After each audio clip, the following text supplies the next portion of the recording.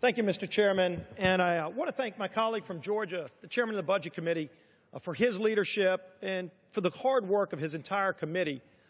And when we talk about this budget that's on the floor, I rise in strong support of this budget that restores fiscal sanity back to Washington. If you talk about one of the greatest threats facing our nation right now, it's the fact that out-of-control spending and the lack of ability to set priorities and make those tough decisions to get our economy moving again have held our economy back, and it's also held back the opportunities for so many young people that deserve the same opportunity to achieve the American dream that we in every generation that's come before us have been able to achieve. And so, Mr. Chairman, what's so important about this budget is not just the fact that we get back to balance within 10 years, balancing the federal budget. We can do it.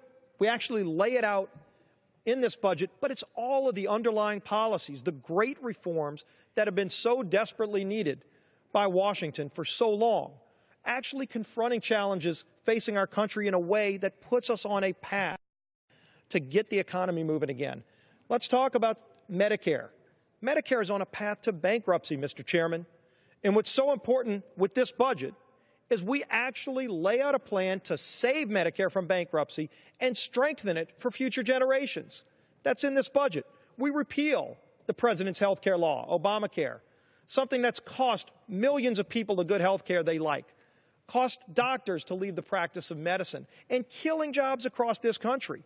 We lay out the process for tax reform.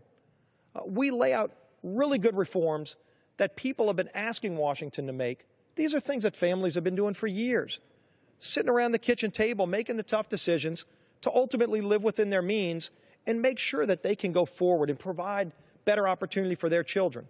That's what this budget does.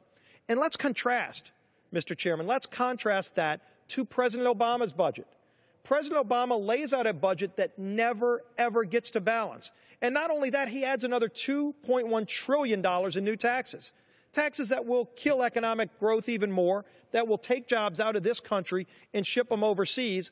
The president, he always talks about raising taxes on people as if it's the only way to balance the budget. You would think the president's budget with those new taxes would get to balance in 2 or 3 years. Yet his budget never gets to balance. In our budget, we don't raise a dime in new taxes. We just empower American people again. We let families have control over their health care decisions again. And with that empowerment, we get to balance in less than 10 years. This is the direction we need to head for our country, Mr. Chairman. This is the reason we all came here to Washington, to tackle the big problems in a way that restores opportunity for all Americans. I urge all of my colleagues to vote yes, and I yield back the balance of my time. Gentleman yields.